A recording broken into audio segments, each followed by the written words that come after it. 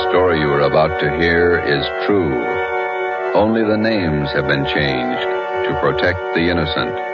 Fatima Cigarettes, best of all long cigarettes, brings you Dragnet.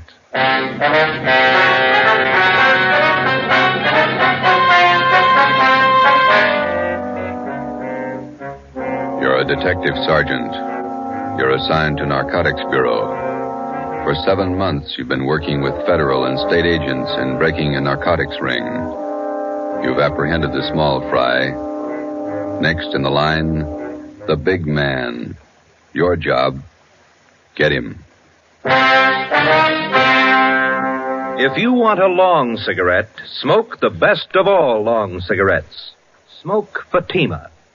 Fatima is the long cigarette which contains the finest Turkish and domestic tobaccos superbly blended to make Fatima extra mild. And that's why Fatima has a much different, much better flavor and aroma than any other long cigarette. That's why Fatima has more than doubled its smokers coast to coast. So, if you want a long cigarette, smoke the best of all long cigarettes. Smoke Fatima. Dragnet, the documented drama of an actual crime. For the next 30 minutes, in cooperation with the Los Angeles Police Department, you will travel step by step on the side of the law through an actual case from official police files. From beginning to end, from crime to punishment, Dragnet is the story of your police force in action. It was Wednesday, July 9th. It was warm in Los Angeles. We were working the night watch out of Narcotics Bureau. My partner's Ben Romero. The boss is Thad Brown, chief of detectives. My name's Friday. I was on the way into work, and it was 3:58 p.m. when I got to room 24, Narcotics Bureau. Hi, Joe. Feel better? Oh, not quite as tired, Ben. That Costello thing was a long haul. Narcotics Romero. Okay, Bigham. I'll tell him. Meeting's in 5 minutes. Chief Brown drove in. Okay, I want to pick up my stuff from the captain first. Hi, Skipper. Come on in. You look a little better, Friday. Get some rest? Yeah, a couple of good meals. That's the trouble with the Flats gang. They never knew where to eat. Sit down, Joe. I want to talk to you. We got a couple of minutes before the meeting. You'll probably be getting this all up and down the line from here in. Just want to let you know that we think you and all the men in the operation did a fine job. My part wasn't much. You did more than I did. Oh, we all worked, but you had the dirty end of it. Good job. Here's your equipment. You'll need it now. Oh, yeah, thanks. Badge, your ID card, your gun. 6 shells, that's all of it. Mm-hmm. That's it, thank you. You're back at it. Yep. Here's one for you. Look at this. What's that you got? Mug shot of a girl picked up in a narcotics raid last night. Oh, a pretty girl. Long blonde hair, beautiful eye. She looks young. High school girl? She was when that picture was taken, 1947. She was 16. Here, look at this one. Yeah, same girl. Yeah, that's the way she looked at 11:30 last night when we picked her up. She looks 50. 19 years old. 3 years on heroin. She might as well be dead. She is. 8 o'clock this morning. Let's go. It's time for the meeting. You just looked at the best reason I know of for getting Belmont. She get her stuff from Belmont? Costello was pushing to her. He got his stuff from Belmont. They all do. Well, let's go. Right with you. Anybody brief you on the Costello interview, Joe? No, not yet. Chief Brown will fill you in. Here we are.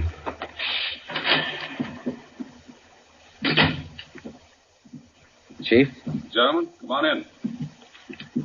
You men all know each other. Oh, yeah. Hi, Craig. Captain White, I think you and your men know policewoman Caswell. Yes, sir. How are you, Florence? Hello. Miss Caswell, Inspector Virgil Beckner, State Narcotics. How do you do? Oh, yeah. Bill Craig, agent in charge, Federal Narcotics. Hello. How do you do? Before we get into the Belmont procedure, let's see how we stand on the Costello case. White, do you want to fill everybody in on information we got from Ralph Costello? Yes, sir. After his arrest Monday night, we interrogated Costello for about 4 hours. We confronted him with the package he sold to Friday here. How'd the stuff test? Crime lab ran it through, about 1/3 of an ounce of heroin, fair quality Mexican stuff. The man we picked up with Costello, Tony Morris, was questioned as well. He corroborated Costello's story. What'd you get from him? Well, he told us he had a great deal of information on the big man in the operation, Belmont. Said he wouldn't tell us a thing unless we made a deal with him. What kind of a deal? He wanted everything. But we finally agreed that the only thing we might possibly work out was his prison term. Mm-hmm. We called in the U.S. District Attorney. We talked another 4 hours. How'd it work out? District Attorney told Costello the only thing he'd do for him was to have his prison terms run concurrently rather than consecutively. Not much to pay for what we got. Costello gave us enough to enable us to start moving on Belmont right away. We've had his M.O. confirmed. We've got a list of most of his pushers. Now we can get to him. Any definite plan, Chief? White and I have been talking over here with Craig and Beck. We worked out what we think might be a pretty good plan. Craig, do you want to lay out how your men are going to handle it from the federal end? We'll work from out of town to the center here. We'll check his contacts across the state lines. We've already traced his connections to the east, New York syndicate. We'll keep working that end. Beck, how about your state narcotics men? We'll work inside the state line here. We've already checked out part of his operations. We've located sources in San Francisco, Bakersfield, Fresno, as far south as San Diego, Lower California. We'll draw all those ends up tight. Keep moving. You fellows will both give us a hand if we need assistance. You bet. That's right. Fine. White, what are we going to do locally? Oh, it's going to be a case of taking what we know and finding out what we don't know, putting the two together. Seems to me to be a case of watching the man at all times. Belmont shouldn't be able to blow his nose without one of our men knowing it. It's going to be a tremendous undertaking. You all know the tough job it is shadowing narcotics men. They're fidgety, hypersensitive. They recognize anything out of the ordinary at once. For that reason, it can't be a one-man operation. Everybody's got to work. Our undercover won't work this time. They're no doubt alerted. So we'll work it from another angle. When do we start? We've already started. Belmont lives in Manhattan Beach. His house is under surveillance, has been since yesterday. Well, I can't impress upon all of you the importance of not letting Belmont out of your sight for an instant. A narcotics buy could be made in 30 seconds. If we're not there at the instant, we lose him. Do we have anything at all as to when he might be ready to deal again? Nothing. Nobody seems to know Belmont's exact operating time. Could be any time. And in order to prosecute him, we've got to be there when the narcotics are in his possession or under his control. So we start to live with him and stay as close as we can without being tapped until there's a buy. That's it. Captain White has all the assignments for our local men. Okay. We'll watch him. And stay close to him. If he makes a move, be there. The meeting lasted 4 hours. During that 4 hours, a plan was formulated which we hoped would end in the successful apprehension of the number one man in Pacific Coast narcotics traffic, Arthur Z. Belmont. How do you watch a man, his every move, for 24 hours, day in, day out, without his knowing it? How do you watch a man whose very existence depends upon not being watched, who is expertly schooled in every trick and device of police surveillance, whose method of operation will change with the slightest disturbance of his daily routine, and if that M.O. changes, you've lost him. Thursday, July 10th, in the small Los Angeles suburb of Manhattan Beach, population 10,172. 3 very ordinary events took place. A public nurse began a house-to-house survey. She asked the simple question, have you ever been vaccinated for smallpox? She started canvassing 27 blocks from the home of Belmont. Policewoman Florence Caswell. 2 Japanese gardeners new to the city of Manhattan Beach began soliciting work. They started asking for jobs 38 blocks from the home of Belmont. Sergeant Ten Fujikuni and Patrolman John Kagawa. A team of surveyors driving a station wagon marked with the seal of Los Angeles County began taking linear measurements for the proposed enlargement of storm drains in the area. They started 14 blocks from the home of Belmont. Lieutenant John Bigham, Central Narcotics, Sergeant Ben Romero, and myself. Okay, Ben, bring in the rod. Let's knock off for lunch. What do you want to eat, John? In the wagon. Better take the transfer with us. Kids might pick it up. Yeah, I got it. I can't keep the sand out of my shoes. Might as well get used to it. We're a long ways from home. Yeah. 9 years on the job. It's the first time I ever brought my lunch in a paper sack. Who knows, Joe? This might change your whole way of living. You bet. You want to sit in the front? No, I'm getting back. Fellas, have a look at the local paper. No, why? Manhattan Beach Sentinel, down the bottom of page 1 in the box. Read it. Yeah, let me see. Yeah. Mm-hmm. Yeah, it's good. What is it, Joe? Read it out loud. Well, it says preliminary work on storm drains started. Surveyors. Well, it goes on to say that surveyors have started taking measurements for the new drains. Captain White's idea had the story planted, even got a release from the Planning Commission. It won't hurt us a bit. Well, you said lunchtime. I've got enough here for the whole department. 4 hard-boiled eggs. See what kind of sandwiches I drew. Deviled egg. Look here. She even put them on egg bread. I hate eggs. Looks like the captain driving up the street. Mm-hmm. Yeah, that's him. Driving a city car. Chief engineer. How's it going, Bigham? Fine. Slow. Had your lunch? What do you got? Deviled egg sandwiches. Got plenty. Can't stand them. How about ham and cheese? Yeah, thanks. There you go. How's everybody else doing? Very slow. Takes time. Got to keep taking our time. If we tip it before we got close enough, Belmont's on his way. Mm-hmm. How long are we going to have to keep our distance? Not much longer. We can't take the chance of starting everybody out right on top of Belmont. It might look funny to him. Anybody else would be okay. The average person, your operations might look normal, but we can't afford to try to get it by Belmont that way.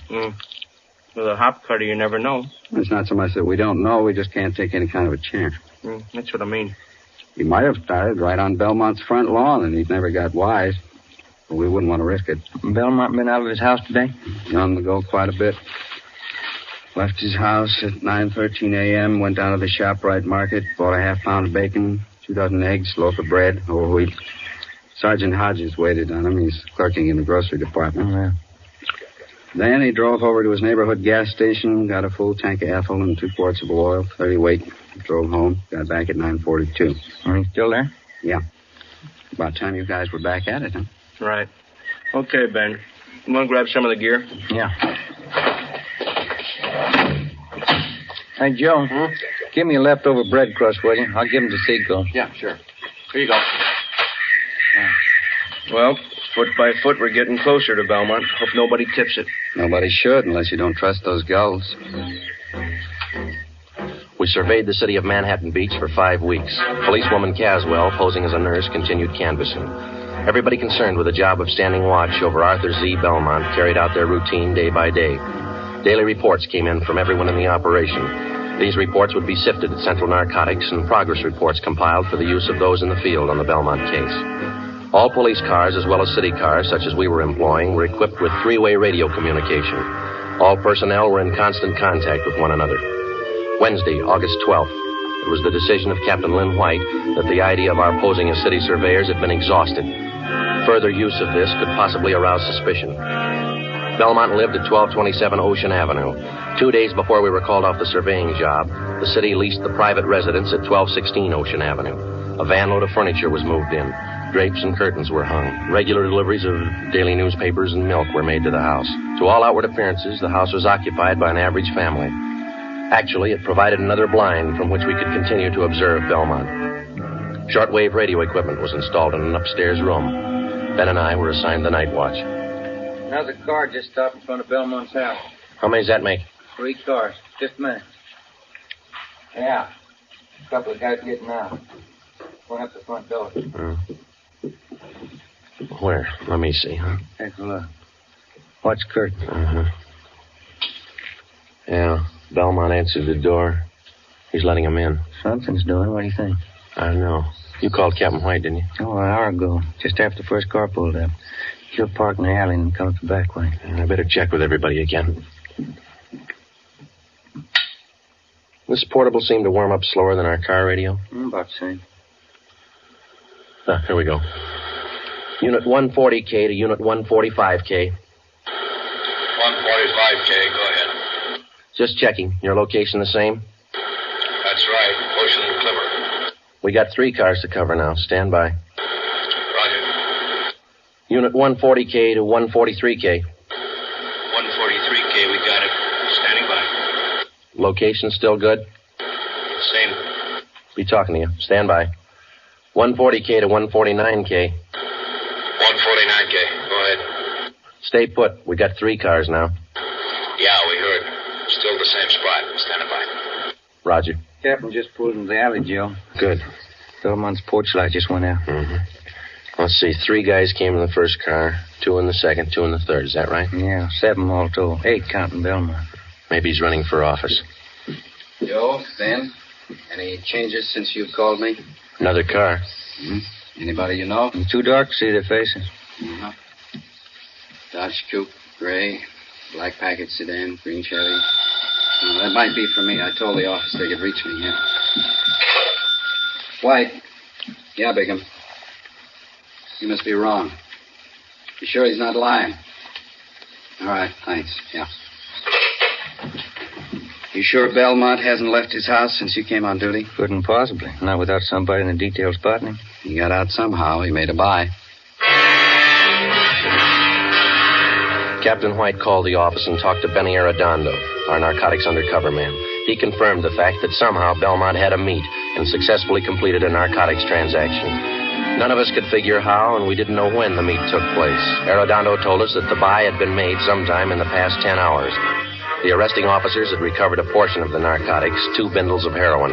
They were found in the possession of one of Belmont's runners, Archie Scott. I can't figure it. What do we do now, Skipper? Sit tight and watch those 3 cars in front of Belmont's house over there.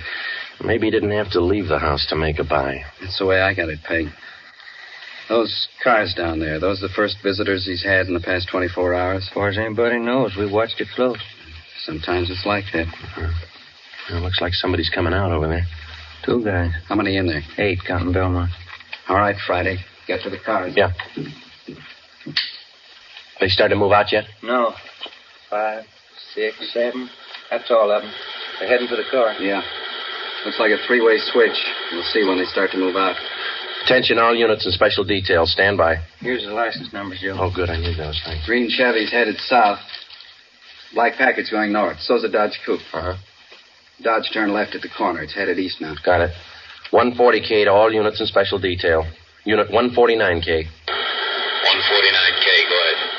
1946 green Chevrolet sedan, license 61 William 852, headed south on Ocean. Roger. Unit 145K. 145K, go ahead.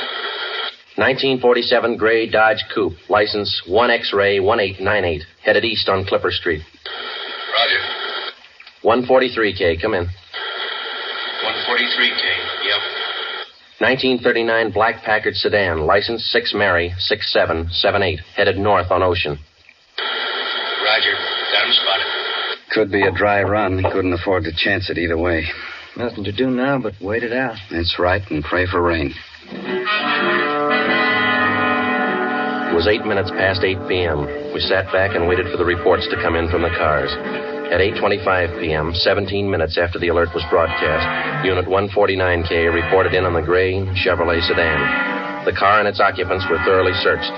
No trace of narcotics was found. 8:42 p.m., 34 minutes after the alert. Unit 143K to 140K. 143K, go ahead. On that 1939 Packard sedan, license 6 Mary 6778. Shook them down. Nothing. They're clean. 8:50 p.m., 42 minutes after the alert, the report on the third and final car came in, the 1947 gray Dodge Coupe. That's it. Not a trace of narcotics in any of those 3 cars. Belmont beat us. Tough luck. It's going to be tougher. Now he knows we're after him.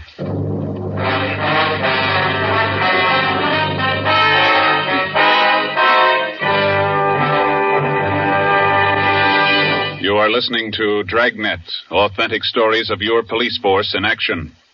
Now, here's an authentic report from Fatima Cigarettes. In 1949, Fatima more than doubled its smokers from coast to coast. In 1950, enjoy Fatima yourself. You'll find Fatima extra mild. Because Fatima is the long cigarette which contains the finest Turkish and domestic tobaccos superbly blended to make Fatima extra mild. You'll find Fatima tastes much better. Fatima's superb blend gives you a much different, much better flavor and aroma than any other long cigarette. You'll find Fatima best in cigarette quality. Fatima has always stood for the best in cigarette quality. For a new year of greater smoking enjoyment, buy Fatima in the appealing golden yellow package. You will agree, Fatima is the best of all long cigarettes. The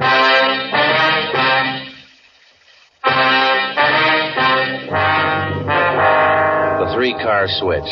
3 cars arrive at a given point at different times. The meet takes place. The drivers of the various cars leave the given point at the same time. Each drives away from the point in a different direction, making it 3 times as difficult to follow them. The practice was not new to the Narcotics Bureau or the dealers in narcotics.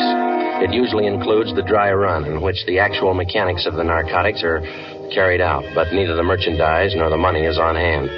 This practice forces the narcotics officer into pure guesswork. If the officer doesn't follow up, the buy could be successful. If he chooses to follow up, he takes the chance of exposing himself and tipping his hand on a rehearsal. In the case of this particular car switch, we lost. But taken in the car roundup were 7 of Belmont's trusted runners. 6 of these men refused to talk, but the 7th, Clifford Bissell, gave us a lead to one of Arthur Belmont's most trusted friends. His name was Floyd Ketchel. He and his wife lived at 357 Evergreen Drive, Linwood. It's a nice house. Yeah. Yes? Police officers, we'd like to ask you a few questions. What about? Well, as you probably know, there's been a series of burglaries here in your neighborhood. No, I didn't know. Oh, yes, quite a few. Would you mind if we came in and talked to you about it? I don't know anything about any robberies around here. Everything's okay. This is just a routine check, Mr. Ketchel. Everybody else in the neighborhood's cooperating. Only take just a minute. All right, you can come in, but I have to leave in about 15 minutes. Thank you. Well, you have a nice place here, Mr. Ketchel. Yes. Now, what was it you wanted me to help you with? You know a man by the name of Clifford Bissell? No. How about Arthur Z. Belmont? Who? Arthur Z. Belmont. Bissell says you and Belmont are good friends. I don't understand this. I thought you wanted to ask me about some robberies. I wonder if you'd mind rolling up your left sleeve. I'd like to look at your arm. What for? You're a user, aren't you? No, I'm not. Then you know what we're talking about, don't you? No, I don't. Do you have any narcotics here in the house? Certainly not. You mind if we look around? Why do you want to search the house? Why won't you show us your left arm? Floyd Ketchel would admit nothing, but he allowed us to search his home and grounds. An extra detail of men was called out to aid us in the search. We covered every foot of the acre of ground. This took 2 days. We found nothing. On the 3rd day, under the flooring of an upper bedroom of the Ketchel home, we found Ketchel's plant. He was using heroin. You want me to call Belmont, is that the idea? That's right. We want you to set up a meet with him. I'm not going to rat on Art. He's a friend of mine. Well, suit yourself. We found your plant there. We've got you. You'll be the fall guy. You mean I take all the heat? Why not? Bissell put the finger on you. We got to have somebody. Why pick on me? We just told you. We found the stuff here. Bissell fingered you. You're it. All you have to do is make a phone call. You won't have a clean slate, but it's going to sound a lot better in court. All right. It makes sense. You know what to tell him. We've already been over all that. Call him now. Friday, listen in on the extension. If Ketchel changes his mind in the middle of the conversation, I'll see that he hangs up. Yeah.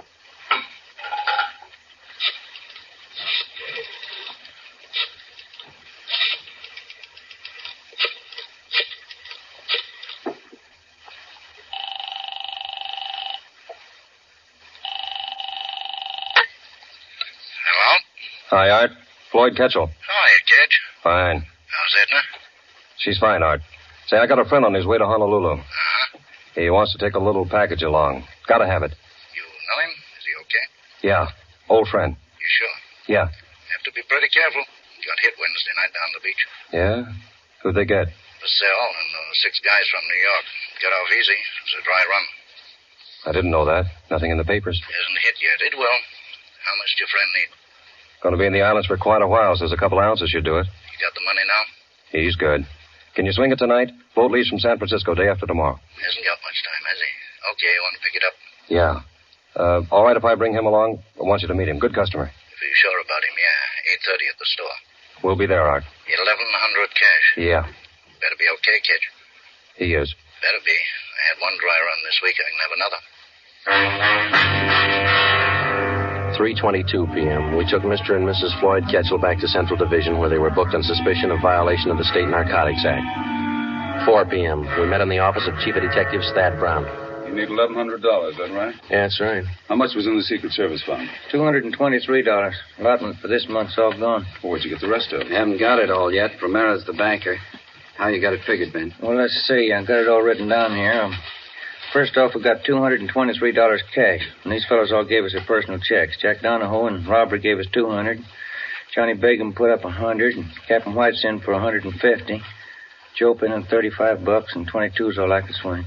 That's $720. You need $380, right? Yeah, that's the way I got it figured. Okay, I think I can make up the rest. How about Wynn's Cadillac? He loan it to you? He's out getting it washed. It's 41, isn't it? Yeah, sedan. A little old, but it looks good when it's washed. Flashy. Oh, that's what you need. You going to make the buy, White? Yeah. Ketchel will be with me. Okay, it's all here, $1,100. Yeah, we've only got one hitch. It's 5 o'clock and the banks are closed. Yeah? Not much time to run around getting checks cashed.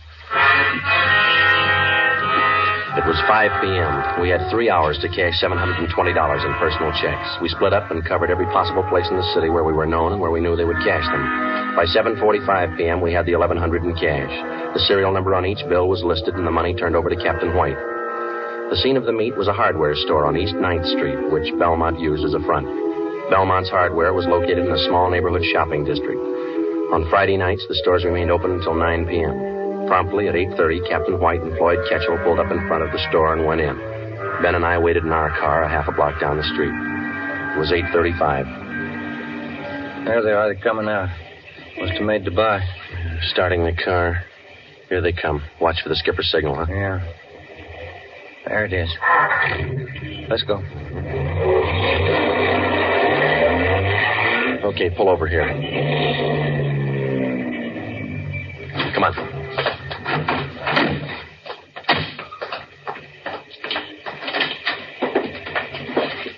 There's a clerk back there. You see Belmont? No. Yes, sir. Can I help you? Mr. Belmont around? No, sir. He just stepped out. You sure? Yes, sir. He went out the back door not a minute ago. Bigham and Cassidy are out there, aren't they? Yeah, he won't go for it. Oh, there's Mr. Belmont. Mr. Belmont, these gentlemen want to see you.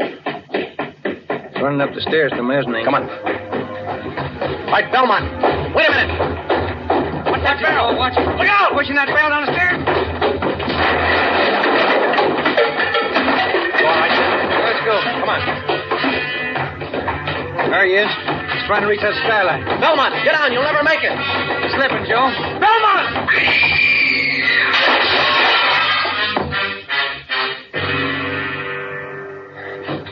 Come on. He didn't do that showcase any good. Yeah, he's through. Piece of that glass right through him. Yeah, it's a rough way to go, isn't it? Yeah. At least narcotics didn't kill him. Didn't it?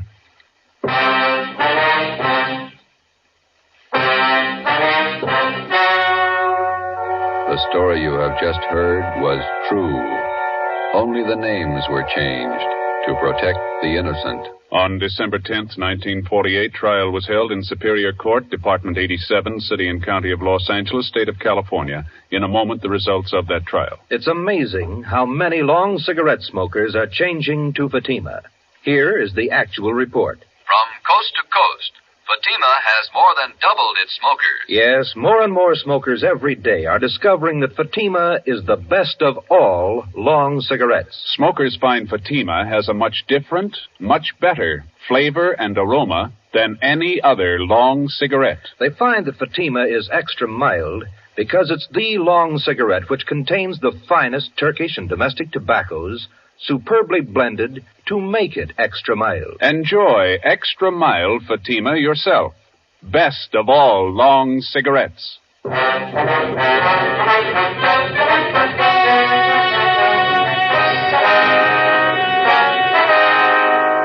members of Arthur Z. Belmont's narcotics gang were finally rounded up by federal, state, and local authorities. All 12 were tried and convicted of violating the Harrison Act and the State Narcotics Act. They received sentences as prescribed by law and are now serving their terms in state and federal penitentiaries. You have just heard Dragnet, a series of authentic cases from official files. Technical advice for Dragnet comes from the Office of Chief of Police W.A. Wharton, Los Angeles Police Department. Fatima Cigarettes, best of all long cigarettes, has brought you Dragnet from Los Angeles. Be sure to hear Mr. and Mrs. Ronald Coleman in Halls of Ivy tomorrow on NBC.